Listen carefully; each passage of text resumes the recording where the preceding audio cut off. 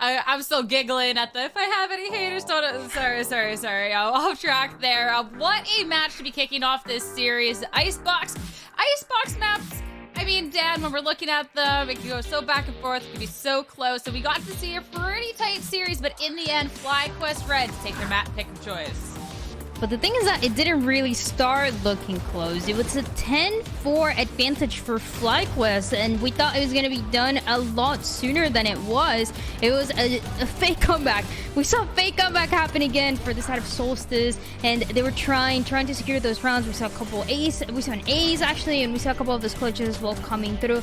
But towards the end, it was FlyQuest that already had such a big advantage that it was just a matter of time. It wasn't really until the attack half either that the Deadlock really started finding some value. Those walls were getting a lot more done in those post-plant situations than they were just being strictly used to throw down, try and deny some entry on defense. They just weren't really actually punishing the attackers at all. So that was definitely a big factor, and as well, I mean, you just can't ignore how crazy Scary Shark started going on attack. Yeah, I mean, Scary Shark and all the do-to-dos from the casters and everything. So well-deserved going on in that one. And honestly, a reason, too, for this to be so close because, I mean, at the end, Scary Shark, 2 back-to-back rounds getting 4Ks. Absolutely incredible. But FlyQuest able to make sure they're up ahead enough and can close out this round in the FlyQuest way. I mean, they definitely have some shooters over on their end. Dan and Sonder had a heck of a game. Sonder is amazing. I love watching her play. Even, the first couple of years that we started seeing her play for Shopify Rebellion back in the day when she was playing Duelist, and now in this Initiator role, she's looking great. We had those questions about how this Icebox was going to play out, and the answer was Sonder in a lot of those rounds with the Operator, with the Sheriff as well, with a couple of those clutches. It was incredibly consistent, and also just something that you can always, and somebody that you can always rely on if you're on the other side. Yeah, Sonder, I mean, some of these outfields incredible. But of course, FlyQuest, anyone able to be stepping up when needed. And there definitely was a step up in a really crucial round here, Wyatt, as round 22. It was chaotic. It was fun. Scary Shark almost went for it, but hey. I mean, this round was so crazy. The pit is going down right now on the spike, and you can see the Deadlock barrier is just to the right of it. They try and pop the Thrash here on defense, Sonder, but it gets caught in the wall. So you can see it has to go all the way around, so it gets no value. The lockdown is committed as well. So FlyQuest are putting everything into this round right now in this retake. This is round 22, keep in mind, right at the end of the game. This was when they were at 11-10 to get them to map point. Look at how many people get hit by the grav net. Scary Shark's able to get 4, but Starbound clutches it out at the end. That was just such a ridiculous round with the Deadlock util getting so much value.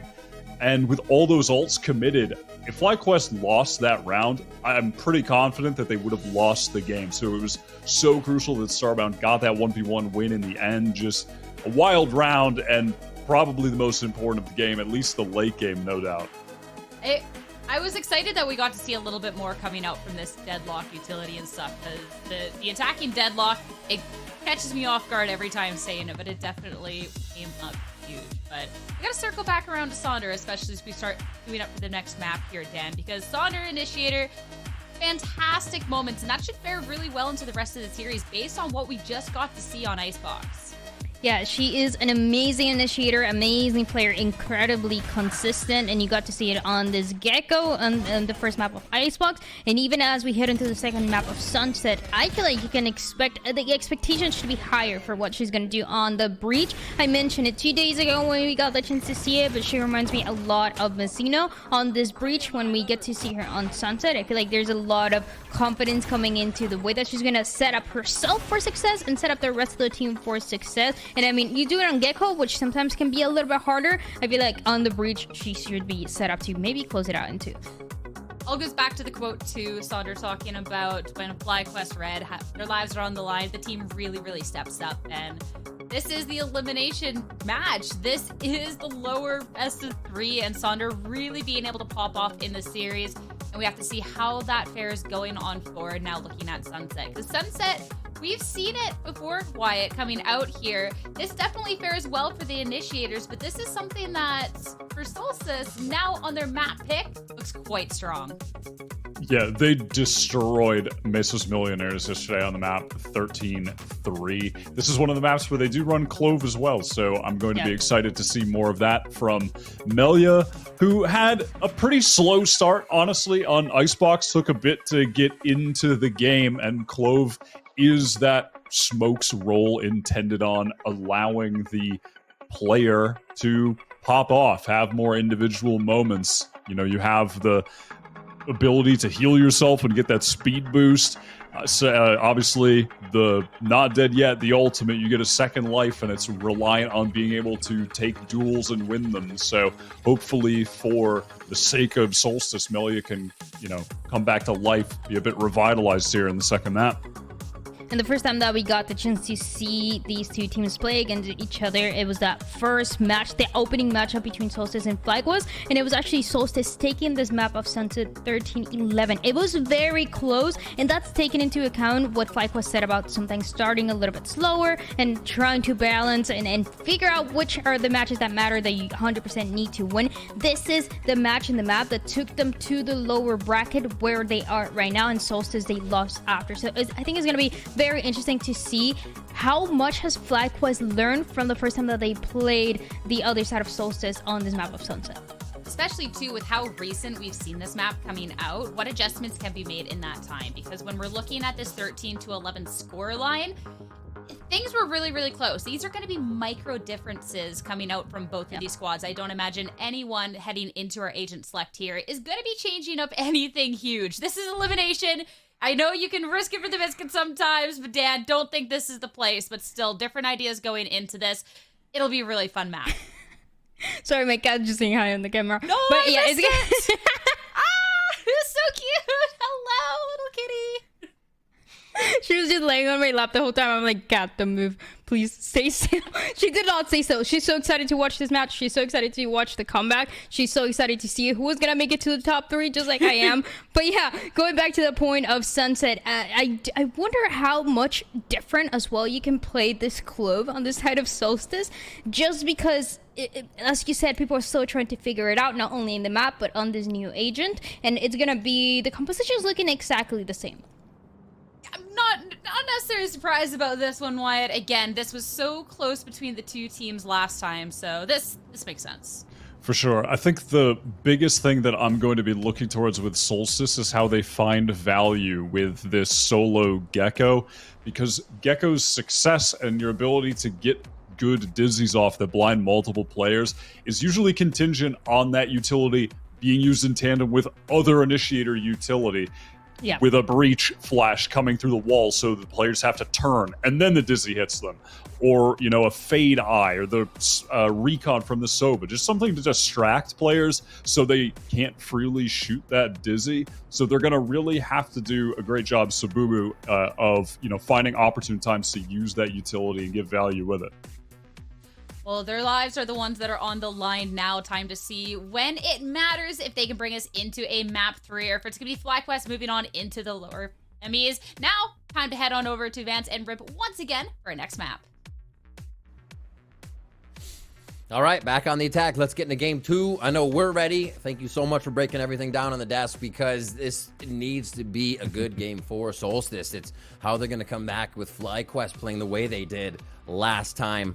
They may have done their homework, but it's going to be tough. Yeah, Solstice even last time looked very good on that map. It was off the back of Nora and off the back of Melia. Both controllers actually playing the Omen and the Clove respectively for those two players, and did a lot of impact on their attack side. But remember, if you're watching Game Changers yesterday, or before yesterday rather, you also have Scary Shark, very good on the defense, and they pull out an op on her as soon as possible to lock down the B side. So there's a lot of variation that you can do with the Omen, with the Cypher, and they're just really good at shooting each other, or shooting their opponents rather, on overall with this composition, because as Wyatt says, there's not too much utility that allows to really hit the players with flashes in the face. You're just going to have to be more good and clean on your trades, and have been doing this superbly on this map. quick fight in the beginning here. Marceline with 2, getting that Raze ult online ASAP. And it looks like they're still going to take this fight. Coming out of market is going to be elaborate, so they still want to put some strength onto this. So it looks like FlyQuest hearing that. Start to back up and get a little bit of a haircut on the way out. Yeah, got some dinks there. Donut's actually very low. And with 2 ghosts, Owl Drone still available for Lace. So they might just try to run behind this Owl Drone and maybe confirm a trade, hopefully, at least on the side of FlyQuest. And Solstice, they seem to be reading this right away. Again, you wanted to see them being aggressive with this composition, good in fights in this composition, and it did so on the very beginning by walking down towards the staircase and even having players walking down all the way down towards the bottom with Melia. Somebody who White also mentioned was kind of slow to start as a KO because couldn't get too much value to assist her teammates, but now that she could just focus on using this util, this pick-me-up, and the Ghost, should be looking pretty decent. Oh, they hide one, though. But not enough. A beautiful play of 4K for Dodo Nut now. How it comes in with 15 HP, is still at 15 HP. That's crazy. And may even find another alt orb on this one, and maybe even the ace once they see it's coming from Pawn. Slow play. No sound just yet. Oh. Hold your breath. Whoa, the dink, too. The dink for the ace. The nade's going to capitalize on this one. Oh, Elaborate just backsteps enough. This may just become an alt death. I'm sorry, a spike death at this point. Still look at this, though. Donut doesn't want to chase for the ace, falls back, so they play the high-low just to guarantee the round in their favor. So when we're talking about the protocols for FlyQuest to keep a buddy system, they're doing it this time around. And finally, Donut cannot get the ace. But at least Lace will be there to secure that pistol for FlyQuest. And that is something that's been looking better and better and better for FlyQuest from that first day in the main event that didn't look good at all until now, that it looks very brushing up on playing with each other in terms of having great protocols in these post-plant scenarios. It's literally sticking to that win condition of, do we have numbers up? Then there is no peeking, right? If that's the way it should be. If your numbers up, don't give that free kill, especially the low HP. So yeah, it's a good call, the way they play that smart. With the second round too, they're still doing their due diligence, trying to look around where the camera could be. It's being placed up there at the top, and actually surprising enough that Elaborate's still going to pop that up very early and make that tell that it could be that aggressive camera and where it should usually be placed if she tries to do it again, especially when you have just a pistol round here for Solstice. We'll just walk in with the Owl Drone. Again, using a lot of that initiator utility from Lace. Should be an easy take. Ooh, my gosh, smothered Elaborate down. Dodo Nut's going to get the same, but Melia answers back quick. This is going to be tough for them to get any more. Now they know Melia's behind the pillar. What? And Scary Shark answer again. I'm proved wrong. Eating Crow on that. Melia fires for a second one. And Scary Shark's looking next. The Sheriff's going to try to do work. And Saunders comes up with a 4K of her own there to start getting the Breach ult online. FlyQuest grab round 2. I was going to say, it's now time for FlyQuest to decide which type of ult. I was going to say, which do you want to cycle first? But Donut somehow already has her ult in the bonus round, which is actually huge. And they have to be ready for this, right, for Solstice, because this could be an easy double satchel into elbow with a fault line recon dart to try to find information. But the fault line seems to be set here towards the lane, so maybe the path could be going towards the left side instead, but definitely trying to leverage the showstopper to try to get in the space towards this A site. Oh, quick play. You are correct, sir. Scary Shark goes down in an absolute explosion.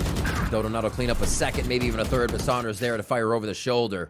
And now they have A as FlyQuest just absolutely stampede through that site. And if you talk about protocol, Theo is the one walking up with the spike, usually as a controller of the IGL is carrying it, and then carries it rather, and just dropped it for Saunders to plant, so she could be one away from her ult. At this point here for Solstice, you have to be in a position to save your weapons, but you're pathing where the camera could be. Should Starbound want to pop their camera up to potentially spot you, but thankfully she's able to slip through here, Melia, and they will be able to save their weapons. But the fast pop should have been something that was expected here from Solstice, and to get caught like that just out in the open of the A site, that's unfortunately potentially a bad read from Solstice to because they had no real counter with his composition. Right. How do you want to stall, right? There's only maybe a paranoia that Scary Shark can throw. Fine. Yeah.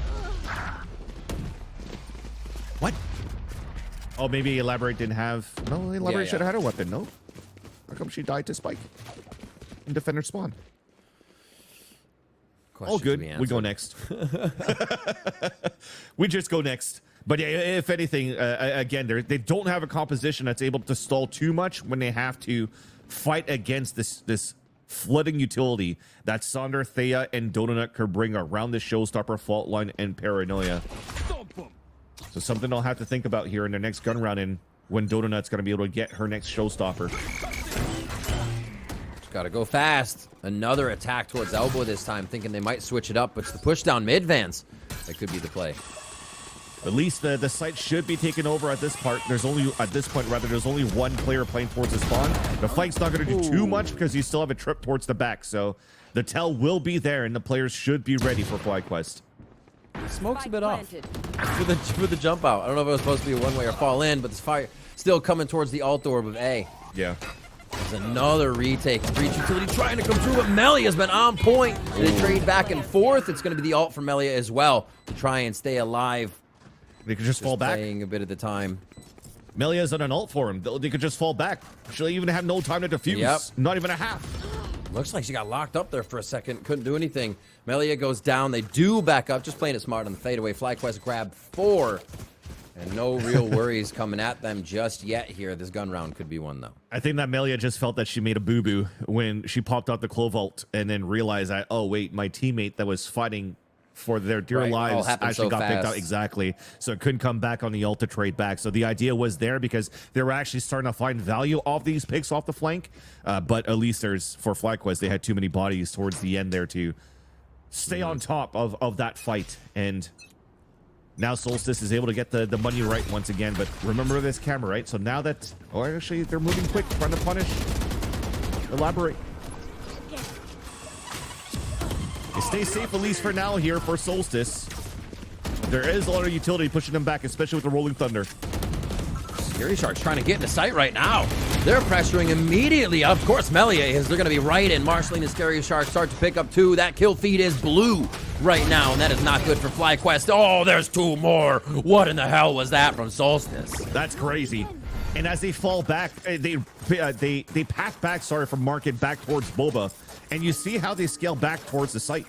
Because you're not having like fault lines, aftershock, and big flashes to even flash out towards the pillar. You just throw one simple dizzy with the Paranoia and you scale back. But what extra piece of utility helps you to scale piece by piece on the map is actually those cages from Elaborate. So good thing that she actually stayed alive. If it wasn't for that cyber cage on that staircase, there was definitely some line of sights to allow FlyQuest to trade. So great pivot play from her to avoid the aggression that came out from Donut and Sonner at the very beginning to allow Solstice to get the first round. And here's another walk down towards middle, finding so much value from Solstice since the pistol round.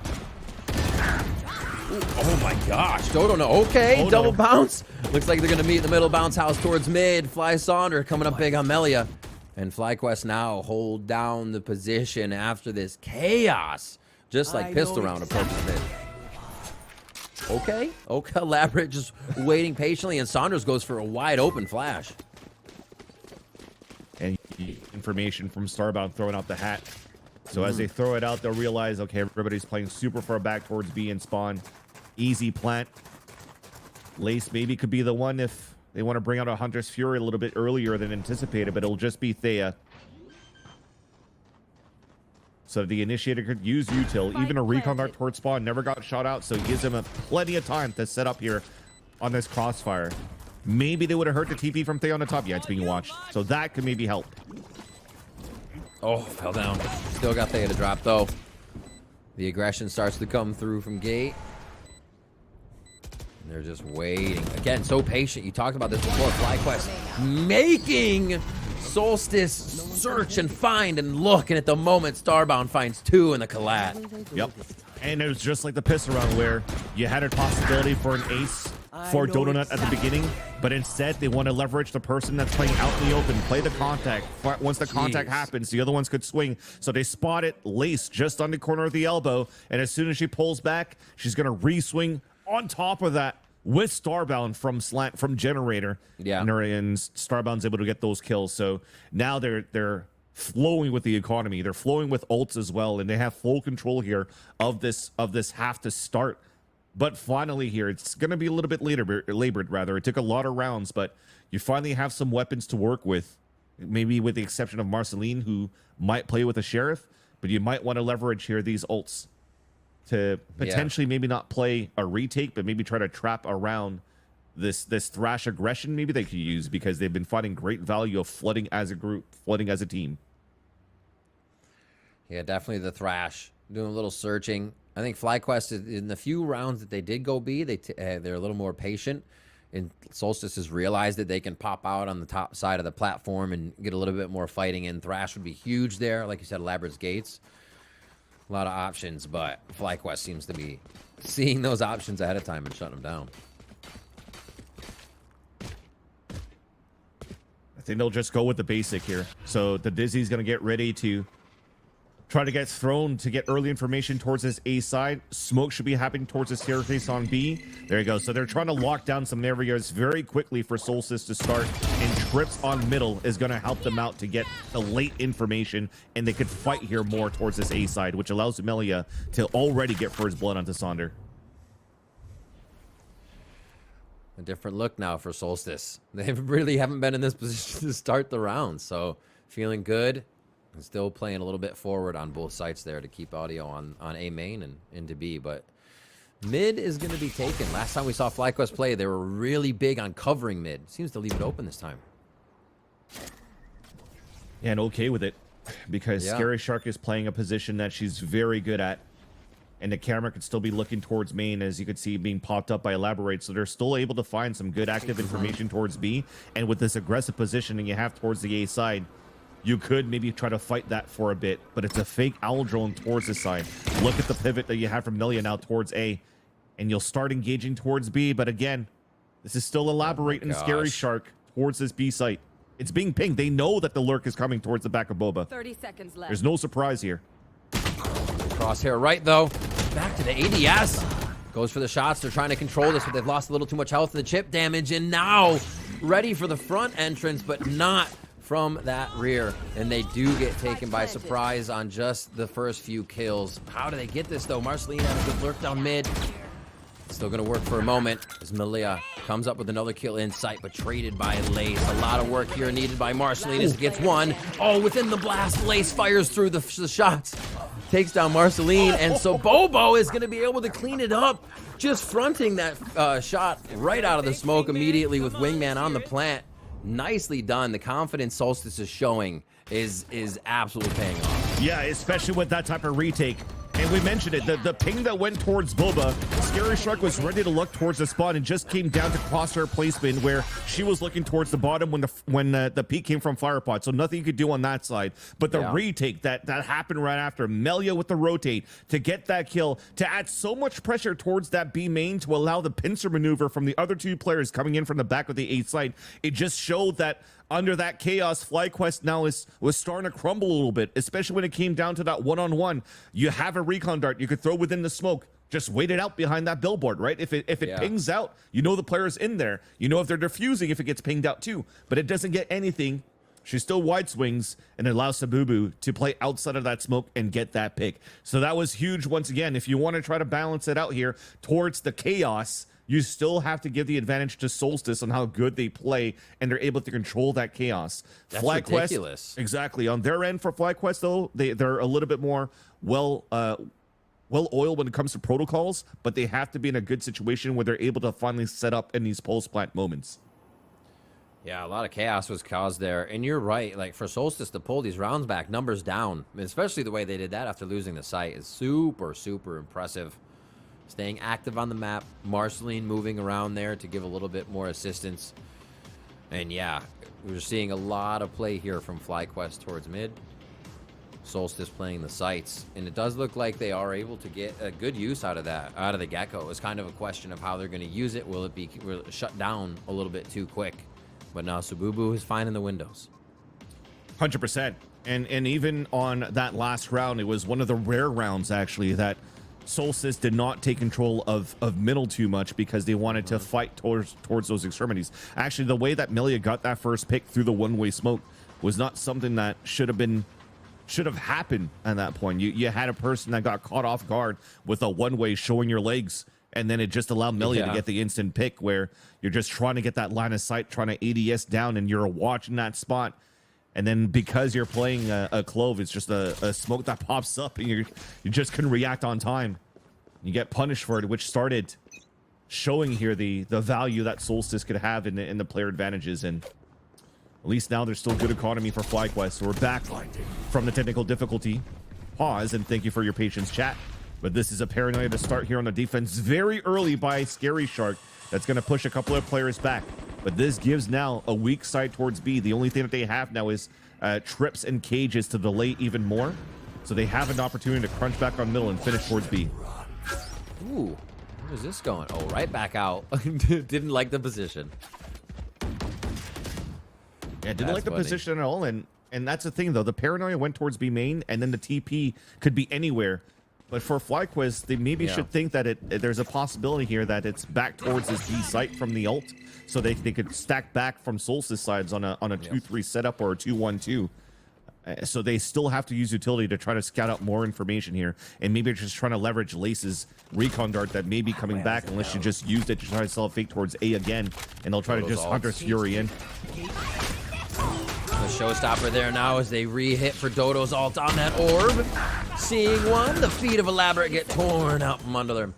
And now it's going to be B site again here for the side of FlyQuest. They have been getting into the site quite well. The both have been giving them trouble. Now from mid, Starbound on the lurk is going to take down Marceline. That's been the kill for Solstice that's been able to retake the site, that flank, as FlyQuest just lay down Solstice on the re-entry.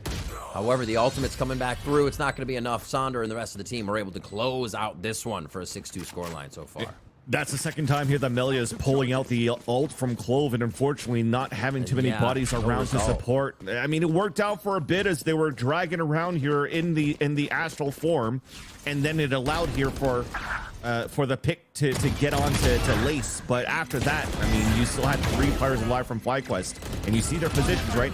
Tucked in this closet, one towards the staircase, one towards the bottom of the jump up on the B site. So they don't want to play really outside of these sites, and just like the way that we were playing on Icebox before. Now Satchel's towards main. We get the stun, we get the recon. We don't get the pick though. Ooh, trade it back. Marceline with a nice nade kill there. They're still going to hold elbow strong. And with B main control, I think Solstice knows there's going to be a big fight here. 2 go down, back and forth real quick. The 3v3 stands. Lace gets the chalk dart on. And another one coming through with the Phantom as Lace cleans up the rest of the site so FlyQuest can get the plant down. I just wonder if did Lace actually just throw a shock dart at the beginning and they just templed with it so it lands towards slant, or just try to double bounce it. But at least that's one thing that you could see here. People potentially question why you have a Silva in the composition instead of like a KO or something. The aftershocks are already going to help you clear towards slant, but recon dart, or should I say shock darts, could still be lined up to do some good value and damage. But I'll hold that thought though. There's doable here on the 1 versus 2 with the hat being thrown.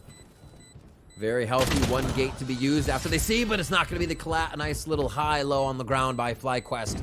And they pull another one back in their favor. Looked like it could have gone to the wayside there for a moment, but nice post-plant control for 2 rounds in a row to stave off Solstice. And not only a conga line when it did the high-low, they just separate themselves just a little bit here. So using the wall of the generator for a little bit of a body mitigation, damage mitigation, but then also leaning towards the right to make sure that the person in the back allows for a better trade and more of a crosshair spray to control that they need to do here on Solstice's side, and allowing FlyQuest to capitalize on that round.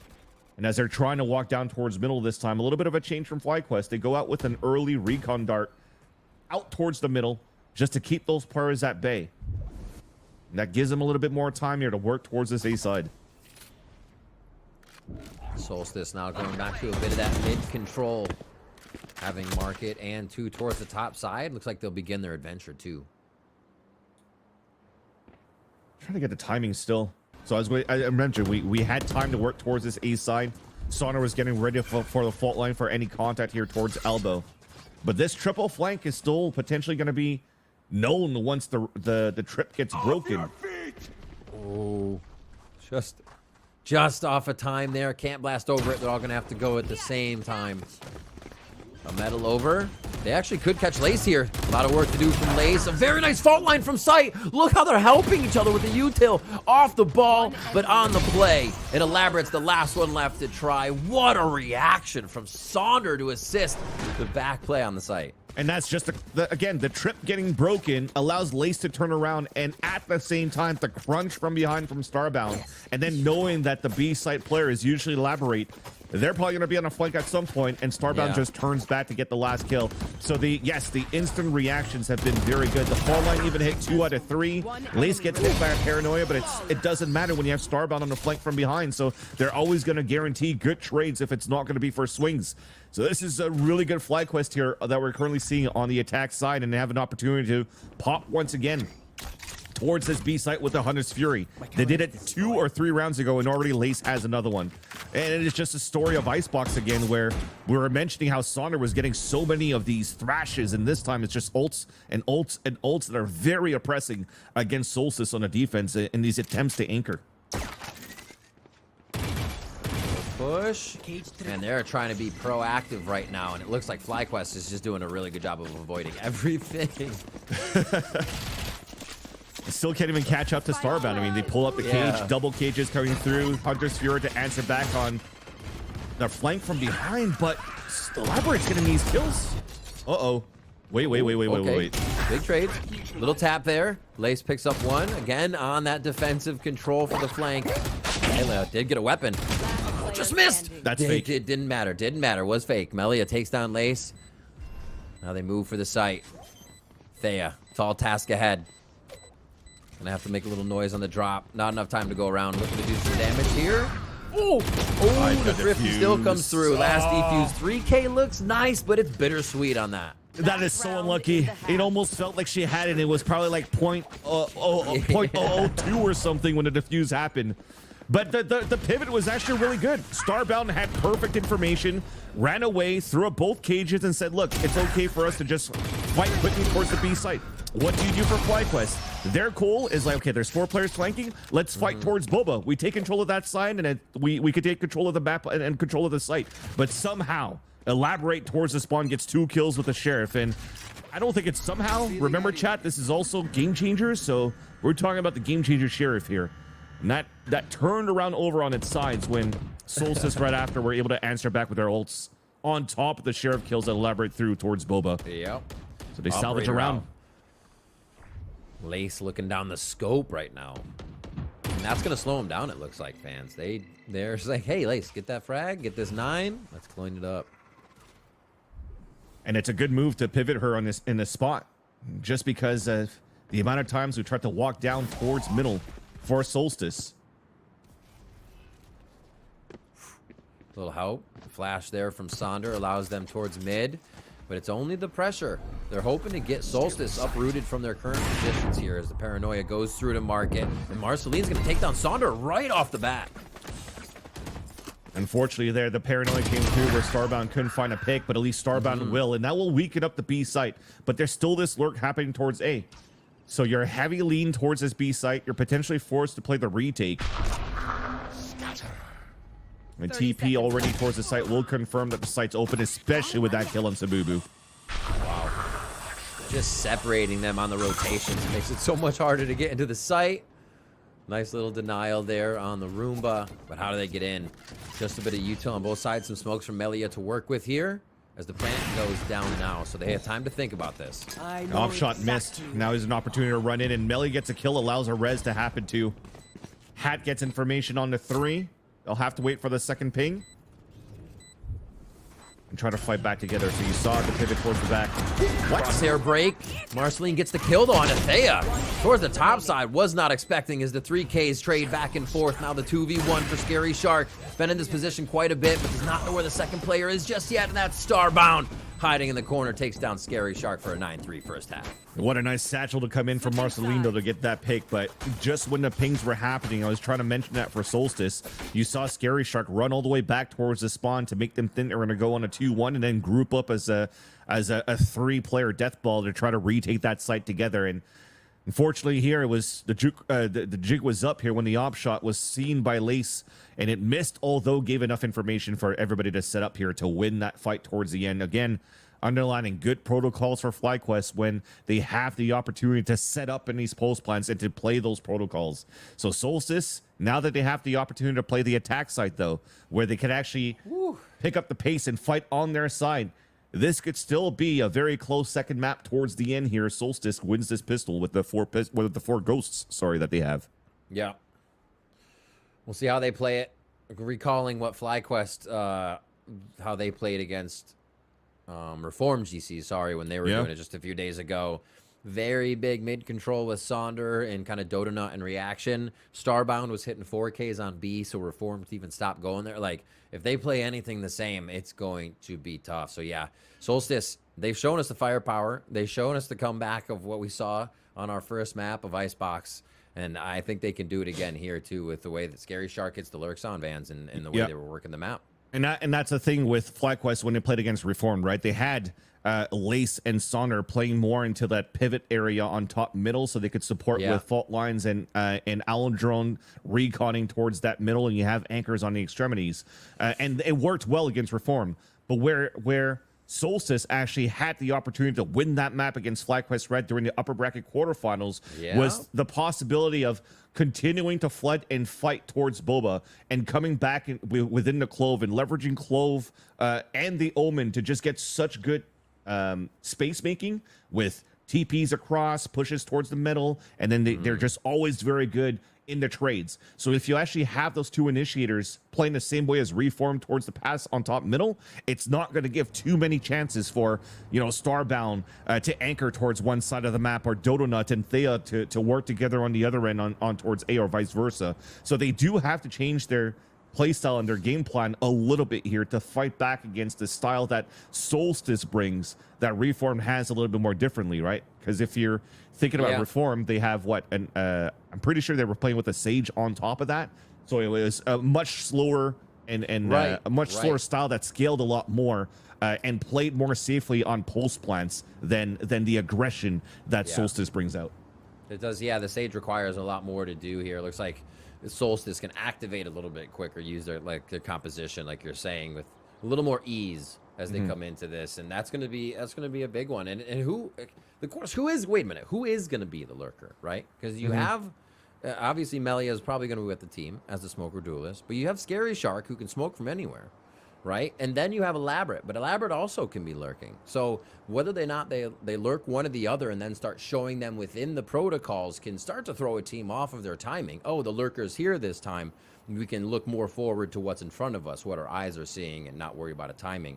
And that can be some way that I think Solstice throw off a team, because they have a good squad of lurkers that know timings are on the map. You could definitely have a good squad of lurkers between Elaborate and Scary Shark, and that's the thing. They have an opportunity with their type of playstyle, with that composition, to have different types of tempos for sure. If they want to start storming towards the site with this Clove as a spearhead, then it works out, because they're still able to get great value as a team and as a group to get that map control. But if they want to have these opportunities to default a little bit more, and also if they've been watching a tape against Reform too, then they're like, okay, well, maybe we could actually find ways to maintain Lace and Sonner on this type of default that they were playing against Reform that worked out very well for FlyQuest. But we have ways to layer on top of that to keep those initiators put, and then have less utility for when we're actually hitting those extremities, actually hitting the sites on these splits, to not give a chance here for FlyQuest to react with initiator util. So there's going to be a good mind game and chess battle between the IGLs this time around. But I mean, backs against the wall at least here for Solstice. This is one map that they're behind so far in this series. They lost against FlyQuest's map pick on the first map of Icebox, but still found some value. They were able to bring some sort of a comeback, and it came down to round number 24 in a thrifty round for FlyQuest to be able to win that 13-11. So it was not an easy map for FlyQuest to win. Solstice still has an opportunity here to come back in this game, when the first half also only finished 8-4 for FlyQuest. So the gap doesn't really mean much so far with how Solstice have been doing very well in the Icebox attack too. Oh, that shock dart hit Marceline. The chip damage comes out big, but Melia is going to answer. onto Thea. First blood towards Solstice to start off here. And yeah, the duelist Clove on the front line as they make the way into sight. Stuck behind the box. Sonder goes down quickly. And Lace is trying to do things on her own. And Lace is doing things on her own. Almost another one, but Melia capitalizes there with enough in the clip.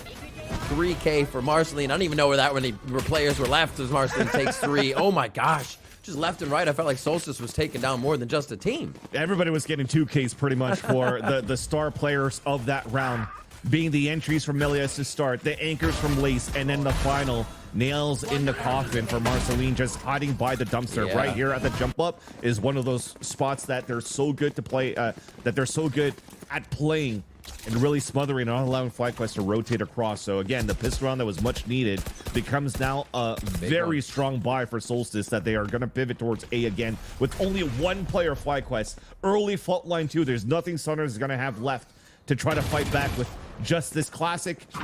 Maybe try to delay with a flash while the other ones are trying to flank from behind. That's so cool. The fault lines just to say, hey, give us another second to get this encroachment and the flank in position. But fans, those trips are still there. First kill comes through. They're expecting this now. Labrador on 1. Good gate usage here to just deny these next kills as Melly is going to retake that position. And they just use teamwork and friendship to take that round. And somehow Saunders still got a kill, though, out in the open from dumpster onto Marceline and Elbow. So that's at least something for their troubles here for FlyQuest, where they used minimal utility with the fault line, something that's just free within the round. I'm pretty sure Saunders was still able to save her flash within this round as well, so not too much to... not the extra utility that's going to be missed in this round here for FlyQuest. So they'll have a strong gun round, but so will Solstice in their bonus. They've lost that Bulldog that they purchased in that previous round, but still running 2 Vandals this time for Marceline and Melia that popped off in the pistol round. Instant action every time here. They play off this fault line coming in from Sonder and Thea. Always getting the peaks. Did it last time too. It was like free information. This time it cost about 120 health. Other than that, the kill comes through. 120 health for a kill, you'll take it. Yeah, and now you have players also to be stacked, able to stack up within this A site. And again, another one of those high lows, or one crouching, one in the front, just trying to get these picks. They had just got spotted. She'll be able to TP away, and it's a fake one. So good. It's not checked. That was clean. Thea just feels at home in this elbow area. And not even an over-rotation from Fly here. They're holding it safe as Lace picks up another one. Jeez, finally, so Thea falls. Yeah. They find one, but Melia is actually going to grab 2. That looked terrifying, just seeing 2 of the members of FlyQuest drop from elbow. It was like the monster was hiding. The smoke isn't going to be quick enough. Oh, the peak before the smoke goes down. The gate's there too. Yeah. If they combine util, it's going to be a clean walkthrough if they want it from the side of Starbound and Dodonut. But they're going to let Melia sweat here for a second. They're not pushing in right away. Melia has metal, also though. Gives Melia positioning. Exactly. Whew. Nade out. They know one clear is there, so Melia tries to take a more forward position. Oh. Looking for the first shoulder. Looking for the first arm. Saw nobody on They spike. back off. What is this cat and mouse? Melia's wondering. And it's not going to be enough. Pulls up the ultimate. Tries to go hide in the smoke. Metal? Oh my god. Metal is there. Defuses through half. Can't get enough. Oh my gosh, the play, the thought was there. It looks so good, but FlyQuest continue to play this no-peak gameplay that just makes Solstice search every time. Literally just listening to Clove. What does Clove do whenever they drop a smoke? No peeking.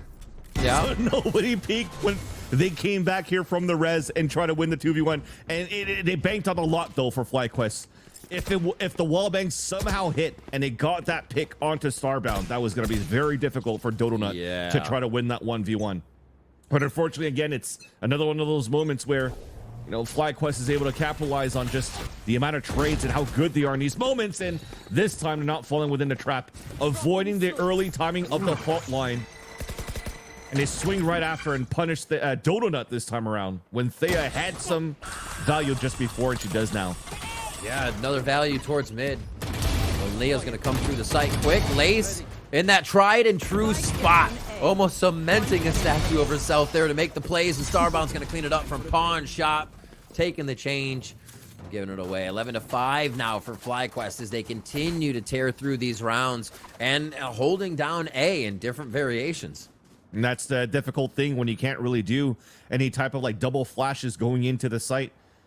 So FlyQuest gives themselves an opportunity to play a little bit more out in the open in lines where they might not get hit by a paranoia either if you're playing Generator or a long elbow. And Lace, you just mentioned it. That is that spot. If it's a Dizzy that gets thrown, maybe it's a Dizzy and players flushing outside of the smoke to guarantee at least a trade on a Dizzy or a trade on a player. That's not too bad. But they didn't have that piece of utility to go in with, and I think that's what the timeout's for. They're going to need to talk that through a little bit more to make sure that they're a little bit more ingrained and on the same page when they're going for these executions, because that first blood was very good to start. They countered the protocols and the condition that FlyQuest has been doing towards this A side quite well. But following behind that when, okay, we got through step one, but we haven't gotten to many moments where we got into a site where we had to play against actual anchors in the site, with the exception of Lace, like on pistol round or second round, right? So this is Solstice now saying, okay, what piece of utility do we need to make sure that we guarantee control here of this hit towards the A side?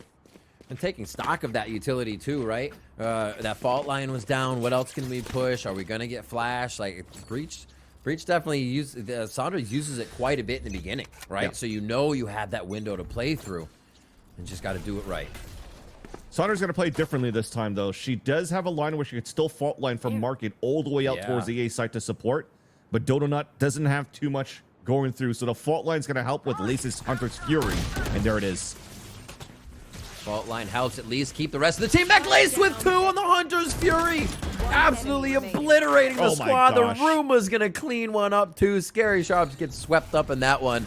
And now, in a blink of an eye, Malia's the only one left alive. Going to get a quick blast back shot down on Dodonut and make that one the clean. One more for the ultimate too, which could put something else in the option bucket for the next rounds. But the way FlyQuest is playing here, look at this, they're hatching the spike right now as they just sit on it. Lace with another multi-kill round here on defending A. There's another letter in the alphabet, and it is B, and I know it is here on Sunset. They don't need it right now, again, to try to pop the way that they have and getting success and value in these early rounds that they thought they would still be continuing to have here for Solstice. And he ran in that trap, leveraging here Dodonut as a cipher camera pretty much for FlyQuest to engage that double utility that came out from Lace to get so much value. And there you go. They're following that second letter in the alphabet. They're finally going B. All eggs in this basket with the spike going solo towards market. No way. That was sick. Showstopper onto the magazine stand. A quick kill onto Elaborate. I was wondering how many would actually come from that. Marceline's just doing crazy stuff now to answer back with a showstopper of their own, and the show has indeed stopped for a moment. Breathing room, and it leaves Starbound left alone. That's a shot from Sabubu, and man, that was a lot of action towards B main. Both teams calling it after how many rounds at A? That was crazy. Yeah. And my apologies, just to correct myself, Sabubu wasn't alone. She was actually joined up with Melia working together towards the market. But with FlyQuest throwing that one way towards the map on the top of B, they definitely wanted to fight that, try to do that trap with the showstopper of their own to just seal the deal in that round and seal the series with the aggression that they want to come out with the revenge here after losing in the upper quarterfinals against Solstice. But Solstice remained calm, and they're able to answer very quickly from the judge, showstopper for Marceline. Now there's still ults in their favor for them to hit towards this B site behind and around the Thrash. Ooh, Thrash moving fast. They finally feel comfortable to do so afterwards. Quick pop by that. Marceline's gonna have to wait just a second. Eyes are on the site by FlyQuest. It's just through smokes is the only problem. No fault line to use here on the take. They do have a bit of utility, though. It's going to be the push in from Boba here. Lace is going to be able to grab one with Dodonut, but they're trading back and forth as the 3v3 stands. Inside the smoke, nobody expects Malia. Oh my gosh, every time a play is to be made, Malia, Scary Shark, whoever it's going to be here from Solstice, you can't cut them out on these rounds. Again, throughout the chaos, they're able to fight much better for Solstice, and that's once they're actually able to finally get within the sights. And towards A, They've been trying and trying, and it just hasn't been working. But those last 2 rounds, yes, they were successful, but they had to bank it off a Thrash to create space, and then also a Marceline showstopper before. This time around, potentially, it's going to have to be Melia that's going to run it down, currently dropping 20 for the team, and trying to metal nade towards main to start. Nobody's going to be there to receive those pieces of utility, but they get map control from that. They get orb control too if they want to, and he also broke camera. It looks like that might be a Gecko orb control, if anything. A lot of times when you see the Gecko on Sunset, it would be orb control. B main's a little easier to grab. You would focus that and have Gecko almost 2-3 times easy. It looks like they'll push back, slow things down again here. Yeah, and Elaborate this whole time too was holding it very tight towards the wall just to hear audio cues if somebody was going to pick up this orb. They still have a chance. Oh wait, we're going to play back towards middle. Yeah. Oh gosh. FlyQuest on that mid protocol. The tag's going to see somebody, but only by Churro. No shot to be had there as it's tucked just around the corner. Sabubu with the spike. They're trying to work towards this elbow play, Vans. Elaborate made it through. Lace at the same spot again, but this time doesn't get a pick. And Starbound just got the pick here onto Scary Shark towards the B main. So it's now going to be a pincer maneuver. Big move coming up from Melia. Going to have to be the one that's going to try to enter first. And they'll get it. Ooh, you see Dodo not too. Now they can play around this. It's just going to be scary for Sabubu here. Needs a little bit of help from the team. There it is. Quick wingman plant. Front side? Yes, front side. So they are going to be able to play B main safely here with the insert of Marceline. Is it good enough? Both is there. And good for one. One of the best so far. Could it be another one? They get even better as it goes. And now it's going to be Lace coming around for the assistance. 3v2. And they're fine. Not a lot of util on the other side. I mean, if you're looking at the point here of Solstice, they have Thrash. They also have the not done yet, the res from Melia. And it's pretty much a sealed deal. Off the tap. We'll see the Thrash potentially come out. It's not even needed, so that Melia is going to be the one swinging. The Thrash did come out still, but you guaranteed the round, right? Melia, if she died, she could still res. And then she'll res behind the Thrash, but now they'll be able to keep it at least within the next round. 8-12 now, Vans, coming from the side of Solstice. And if FlyQuest is moving on, it's being able to close out games is something they're going to have to shore up. Yeah. And feeling that they don't need a timeout yet, though, you know? So true. Jovi feels like still on a roll. Yeah, they're still confident with the strategies they've been putting around on the defense. Whereas, you know, they know A's on lockdown. They have good control of that side. These are the rare moments. They've lost potentially the last couple of rounds, but again, it was off a lot of these ults, and the first time that they finally found that they had gaps on their B holds. If in the next gun run here, they really can't do it on the defensive side, and I think the timer will come through just to try to patch up those holes. Flashed in, a very calm take of the site, but I don't know if it should have been calm. These are big kills from FlyQuest. Only 2 quickly traded back now. As FlyQuest. No way. FlyQuest. The Thrifty. There's going to be a flash on a Marceline. And the shot from Sonder. And they get a game point off of that. When you think Solstice has a run in their favor, FlyQuest pulls the rug out from under them. The GC Sheriffs once again strike true to allow now FlyQuest to defeat, get the revenge onto Solstice, and move on here to try to fight against Passion Project for a chance to get back into the grand finals and try to take down Shopify. A nifty Thrifty to do it as well. FlyQuest, we knew they were strong on Sunset. We were thinking come into today if they were going to be able to take the first map, then this is going to be a very tough series for Solstice here. And FlyQuest, they keep the confidence, they keep the strength they were playing with, but that getting 12 rounds seems to be the only problem for them now, is staying on 12 rounds. Passion Project is not going to let that happen. Definitely not. I think tomorrow's game is going to be very exciting, especially if it goes down to a BO5 in the lower finals. Now you're going to have to test not only to try to cross that finish line once you reach 12 for FlyQuest, but also the tenacity to try to fight potentially through 5 whole maps. So this is another big test for these two teams, one being unsigned and one being FlyQuest. For sure. And before we go, like we said, big props to Solstice. Nice job throughout the entirety of everything. Names a lot of people haven't seen before. Yeah. Absolutely taking down the big names here and showing that they can make waves. That's all we have today from here. There's still an interview coming in, more from the desk as they break down the day, so don't go anywhere. This is VALORANT Game Changers Stage 2. Stick with us. Show 'em when not the water, I blow 'em who really want it.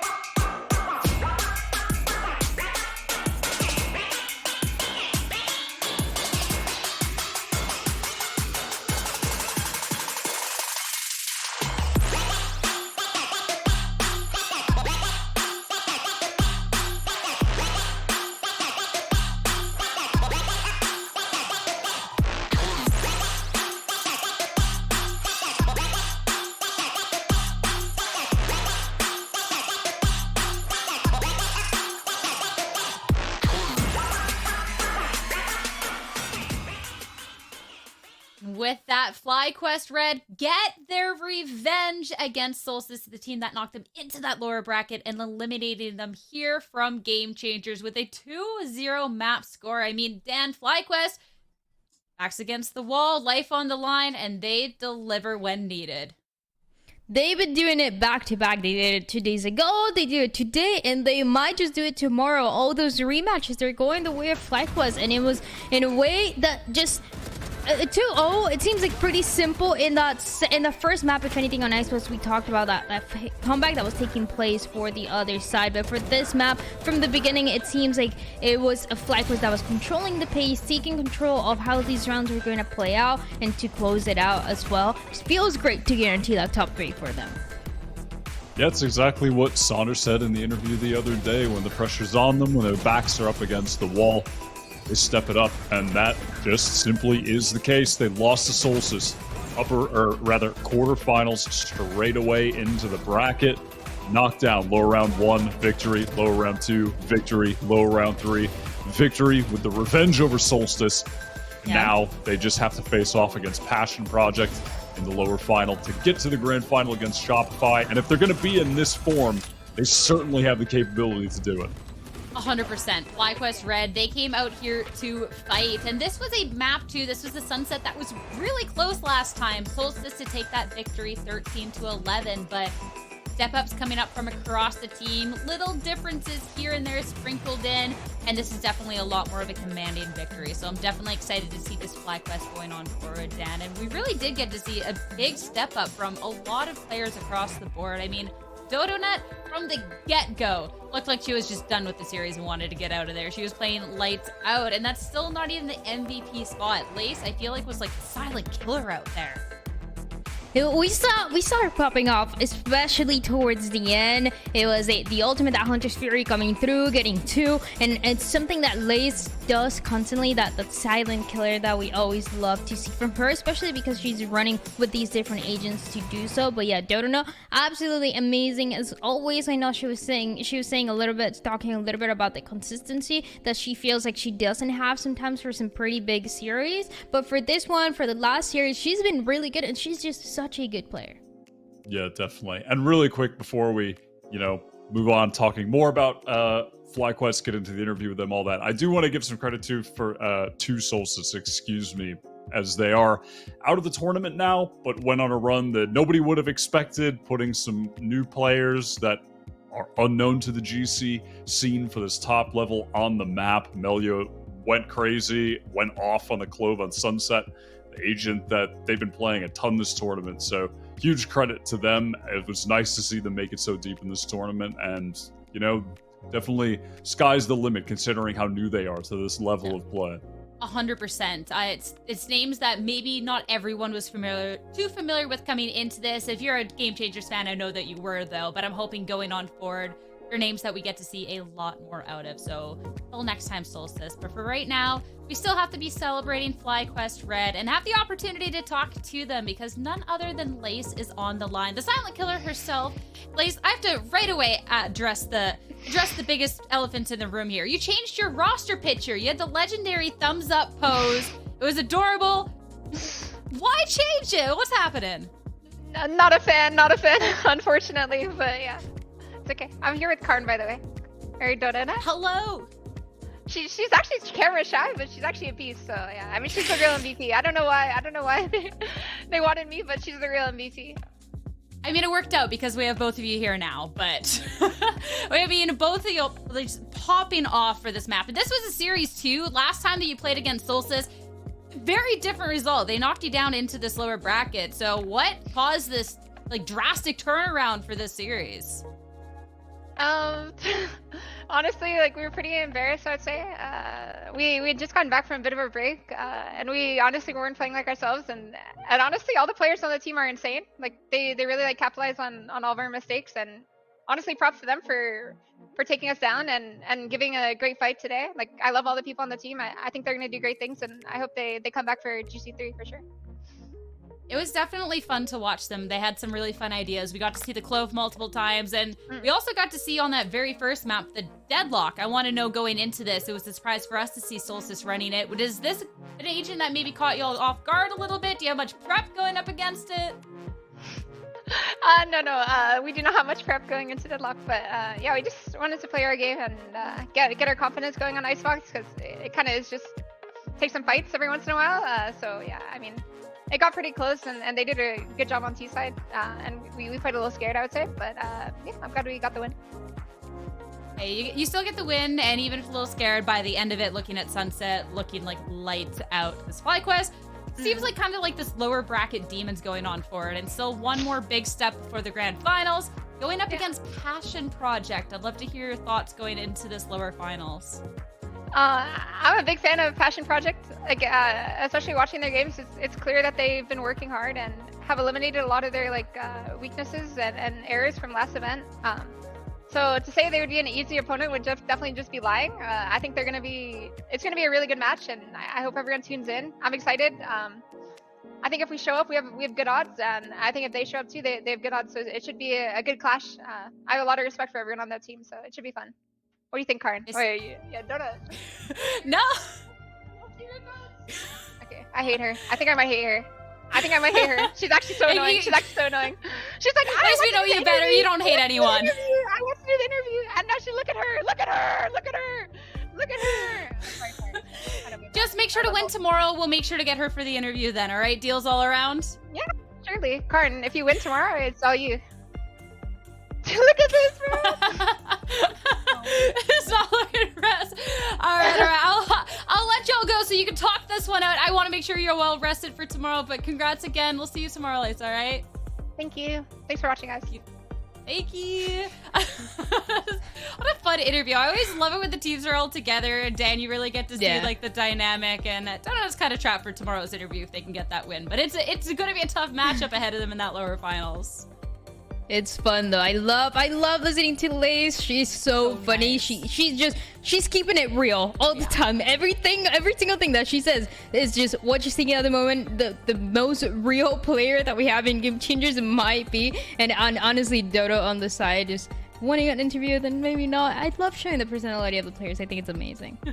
We love Lace. We love Dono. We love FlyQuest all around here. But pulling up the bracket, we'll have to see how they fare off and how much more we'll be able to see of them. This lower bracket Demon, they have made their run so far, Wyatt. But now they're going up against this Passion Project, the team that almost was the one to get into the grand finals. I mean, that is going to be a tough cookie to crack. Yeah, Passion Project today looked so good. I mean, honestly, I think certainly on the second map Bind, but for a lot of that series, in regard to the overall team play, they were looking better than Shopify. Floor just put on one of the greatest series I've ever seen from an individual to get them to this grand final. So whoever they go up against, you know, I think both Passion Project, or FlyQuest, they've got a real shot. Both of them have looked even better than they did in stage 1.